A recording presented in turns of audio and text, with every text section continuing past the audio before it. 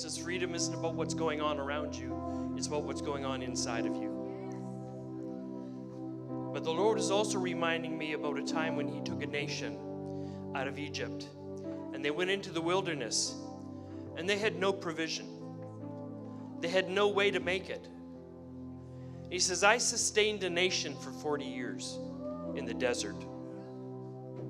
What's going on in your life that you think I can't handle? And we have limited God in our thinking because we're saying, well, I have to do this and I have to do that. And I think this part, God can do all these other things, but this thing here, I'm going to have to handle this. And God says, I'm able to do exceeding abundantly above what you ask or think. I'm able.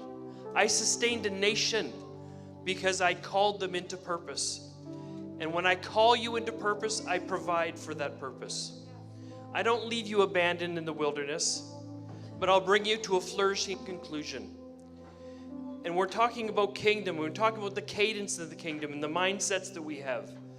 And God says, I want you to trust me because there's things in days ahead that I want you to be able to do. And if you have a spirit of fear on you, if you have fear, if you're depending on the economy or the government or the rules that exist around you, you won't be able to do it. But if you depend on me, if you put those things aside and you walk according to the Spirit, every provision you need will be there. The doors will open and the way will be made clear. I have things ahead of you that are my plans. And I'm going to ask you to trust me to walk into them. And as you do that, you'll be very flourishing and prosperous in the thing that I've called you to. There's a purpose. This is not a big congregation. Who's Trumpet of Truth in Woodstock? But it's not by might, it's not by power, but it's by my Spirit, says the Lord. And he has purpose for this congregation.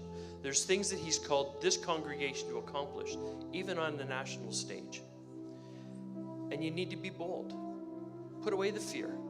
Walk in the cadence of the kingdom. Love one another and trust God. I'm not telling you to quit your jobs. I'm not telling you shouldn't farm. But Israel in the wilderness, they didn't grow any crops. But God sustained them. He's able.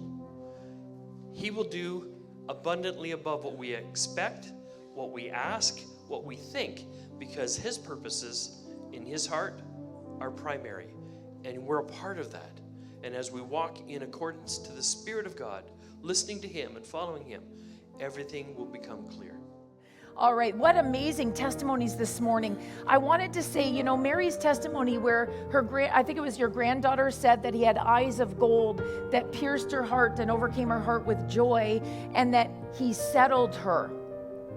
I want you to know that he is no respecter of persons, that the Lord, his desire is to fill every one of us with joy and to settle everyone's mind and everyone's heart into a place of peace and understanding that he is good and that you are free.